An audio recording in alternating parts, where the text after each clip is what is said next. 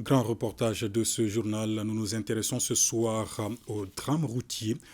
Ces dernières années, la route a fait de nombreuses victimes, surtout avec les bus de transport. Les passagers et les acteurs du transport donnent les raisons de ces accidents dramatiques récurrents. Beaucoup insistent sur l'excès de vitesse. La situation inquiète et interpelle. Reportage Bemba Sibi, Adama Kamara et Yacouba Kone. Là où la route passe, le développement passe. Mais dans le contexte malien, de plus en plus, là où la route passe, de nombreux passagers trépassent à cause des accidents de la circulation. On ne cesse de compter les morts suite à des accidents dramatiques de cars de transport voyageurs. Les usagers ont leur explication sur ce drame routier devenu récurrent. Je pense que les accidents sont dus au fait que les chauffeurs tentent de récupérer le retard accusé au moment des départs en roulant au-delà de la limite autorisée. L'excès de vitesse est à la base des accidents dramatiques. Tout à l'heure, j'ai vu un car faire un dépassement dangereux vers Konobougou. On est tous pressés et cet empressement influe souvent sur la conduite du chauffeur. Le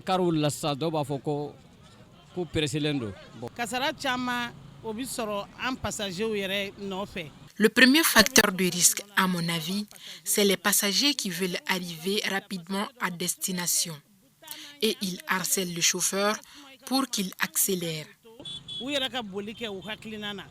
D'autres raisons sont évoquées par les promoteurs des compagnies de transport, notamment la stratégie commerciale mise en place par certaines compagnies qui accentue les risques d'accident. Aujourd'hui, quand on regarde l'état de nos routes, d'abord, ça c'est des aspects à ne pas négliger. Et l'imprudence des conducteurs routiers. C'est dû au non-respect aussi des règles de la circulation. Au non-respect des règles de la circulation, c'est tout. L'excès de vitesse, que tout le monde est quand même conscient de cela. Il y a beaucoup de précipitations au niveau des chauffeurs aussi, qui veulent quand même faire maximum de rotation pour avoir des primes. Nous avons des périodes mortes aussi dans les transports. Il y a des périodes où les gens ne voyagent pas. Bon, la plupart de nos compagnies, nous avons des engagements contractuels qu'on doit respecter. Donc, le moment où il y a beaucoup de clients, on veut faire le maximum de rotation pour gagner de l'argent et pour faire face à nos engagements contractuels.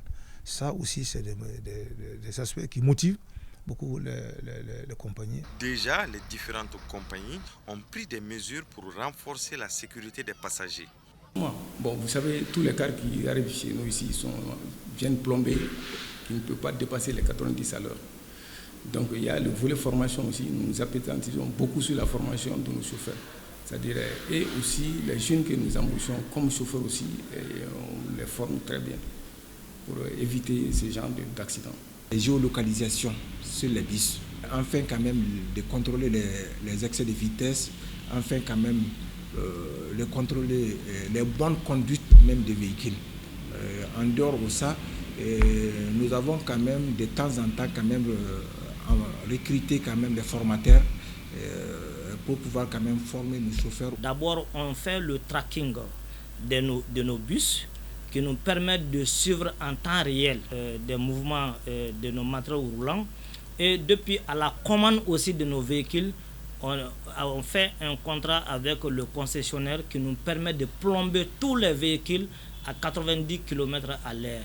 Tous nos véhicules sont équipés de caméras de surveillance qui nous permettent de voir en temps réel aussi. Ils sont équipés de ceintures de sécurité à 3 points.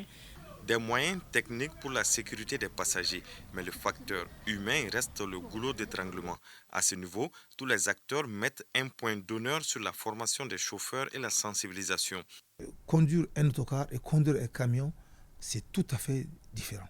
Donc on a vu dans les pays du Nord qu'il y a des écoles qui sont dédiées à ce genre de formation. Et c'est ce que nous voulons faire ici à l'avenir. Et l'ANASER, comme je reviens à l'ANASER, qui est quand même en train de travailler beaucoup dans ce domaine-là pour vraiment minimiser le maximum possible les accidents. La formation et la sensibilisation, 2 points à renforcer par l'État à travers l'ANASER, l'Agence nationale de sécurité routière, pour faire de nos routes un moteur de développement et non un cimetière. D'autant plus que le secteur du transport est vital pour le Mali. À cela, il faut ajouter la répression en cas de non-respect du code de la route. Et le ministère des Transports et des Infrastructures informe les usagers et les riverains de la route du démarrage des travaux de renforcement et d'entretien de certains axes routiers dans le district de Bamako et certaines régions du pays. Ces travaux qui s'inscrivent dans le cadre du programme de travaux d'entretien routier de la campagne 2023 s'effectueront de jour comme de nuit. À cet égard, ils entraîneront quelques perturbations dans le trafic. Les services techniques du département et ceux du ministère de la Sécurité et de la Protection civile sont engagés à prendre les dispositions nécessaires pour atténuer les désagréments. Le ministre des Transports et des Infrastructures invite les usagers et les riverains au respect des consignes de sécurité, notamment celles indiquées par les panneaux de signalisation.